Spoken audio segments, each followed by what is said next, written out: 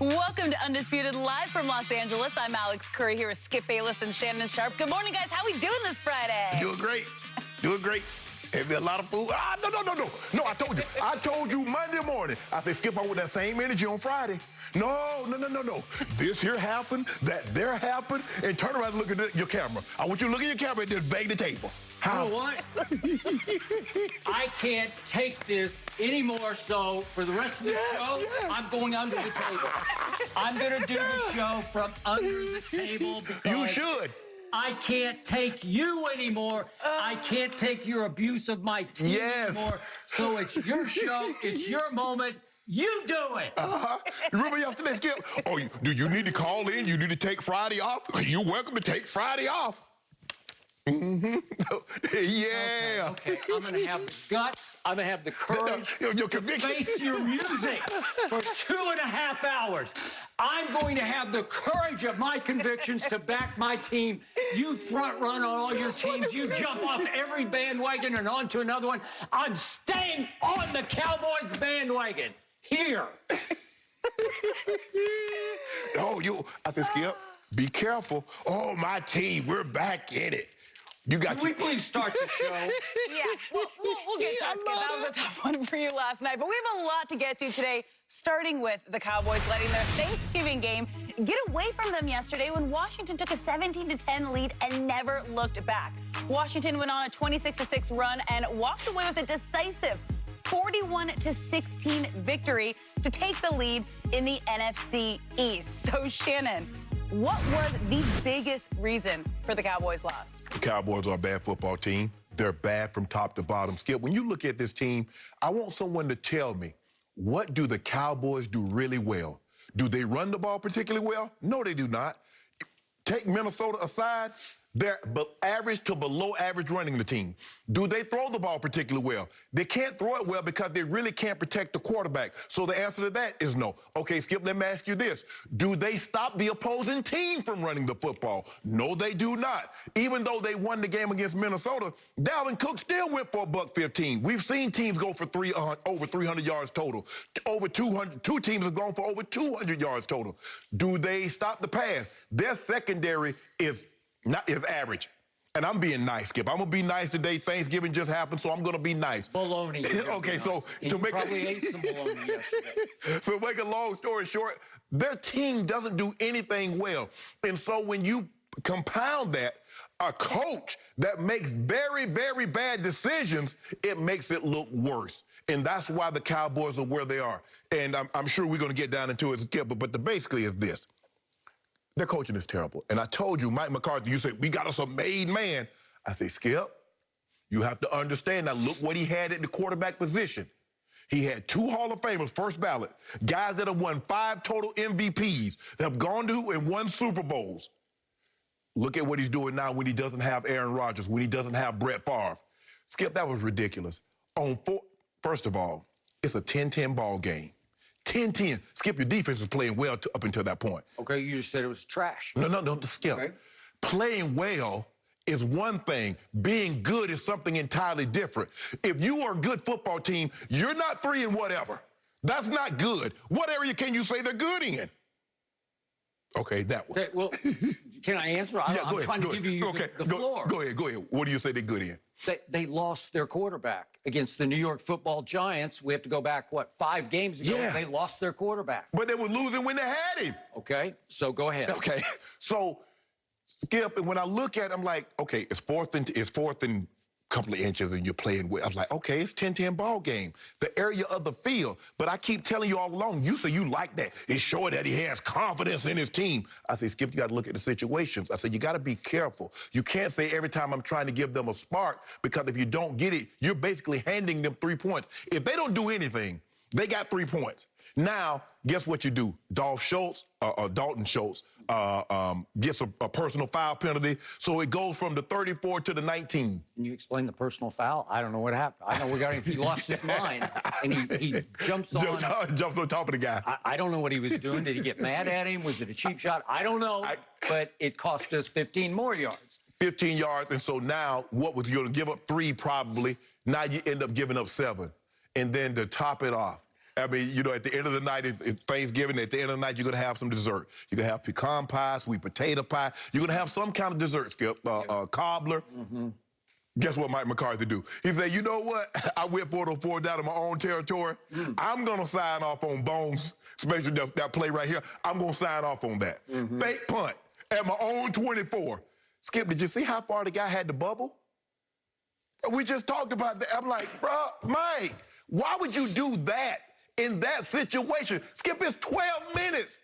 It's 12 minutes in the ball game. You good. And he panicked. And it just snowballed from there, and that was game, set, match, ball, game's over. Mike McCarthy, Jerry Jones need to seriously think. Now, he told Jerry a lie to begin with to get the job. That's what happened. Because he told him, I watched every single play. I watched every single play. And then come to find out, well, I really didn't watch every single play. I just wanted the job. Yep. And Skip, maybe he's in over his head. Because what I'm seeing from Mike McCarthy is that when he doesn't have Brett Favre, he doesn't have Aaron Rodgers, he doesn't even look like the same head coach. And those bonehead plays compounded by the fact that your team is average to below average. And all this, stop with all these pro football focus and referencing this and that. The Cowboys are the most talented this, the most talented that. That's not talent. That's not talent. Defensively, they're not talented. They're not. They're really not. So, Skip, I don't really like, yes, I do. I'm gonna let you talk about Zeke, because I know you're going to have to jump on Zeke with both feet and just rub his face all in the dirt. I know you're about to do that. So I'm going to let you have Zeke, but you got exactly what you deserve. Okay, it is my turn to correct everything you just said. Okay. I am here to tell you, my team was in position. It was poised to win that game yesterday. It came out of the chute like gangbusters. And in the first Cowboy drive, and it was a drive, it felt like it was going to be a touchdown drive after my defense had completely shut down and out the Washington football team on its first possession with a quick 3-and-out, including a sack of one Alex Smith. Created by DeMarcus Lawrence, finished off by Randy Gregory. Here comes my offense. Boom, boom, boom, boom, boom, boom, down the field. And on one play, I lose my left tackle, Cam Irving. And 4 plays later, I lose my new right tackle, Zach Martin, who happens to be, in my view, the best offensive lineman in all of football. He is at least the best right guard in all of football.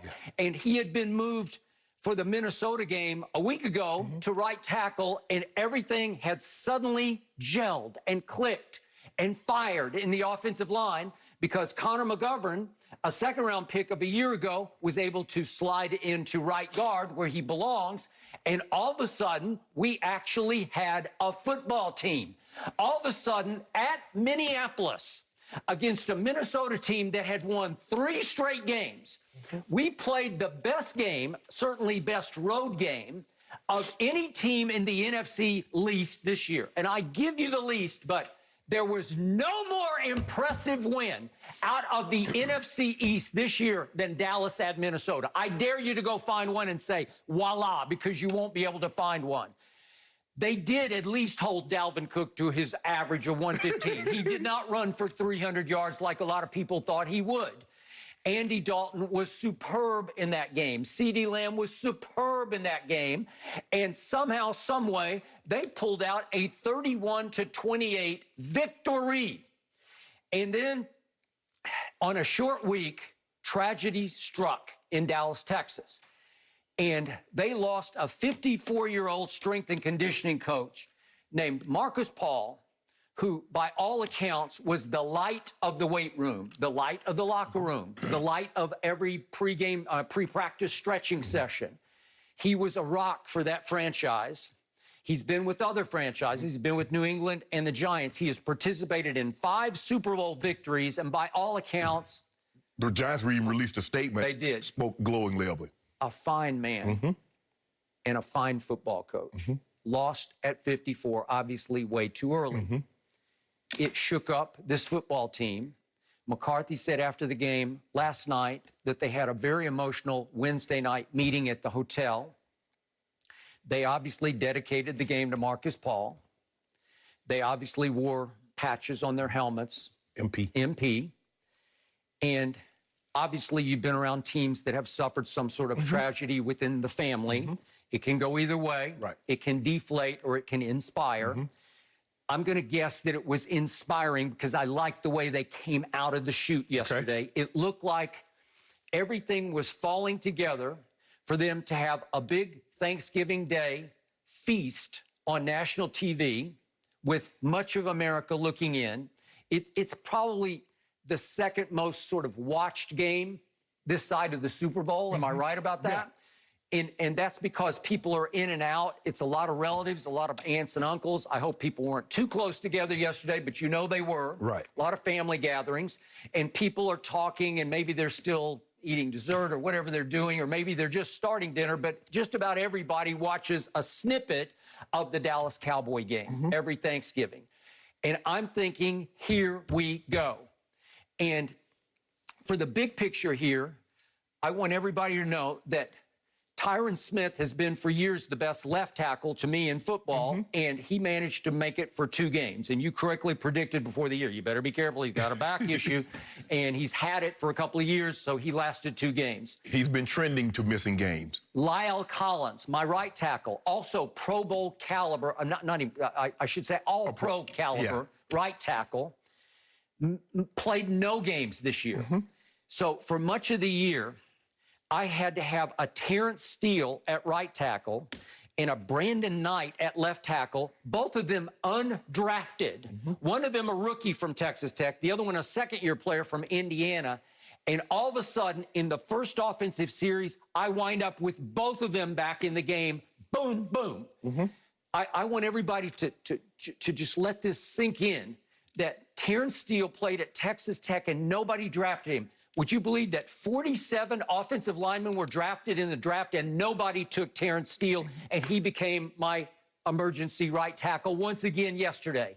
Brandon Knight, nobody in the 2019 draft drafted him. 40 offensive linemen went in 2019. So 47 and 40 linemen were drafted before this. How good are those 2 guys? Help me out. Well, Skip, they made the roster. Okay, So Dallas must be thinking pretty that could good. be Jerry's fault, right? that you can't be better than that. At least they did go out and snatch up a Cam Irving because they really needed somebody to bolster up one side or the other. Cam Irving started 8 games a year ago for the Kansas City Chiefs, and he was a godsend for me. And he was hurt for the first 8 games of this year and had just come back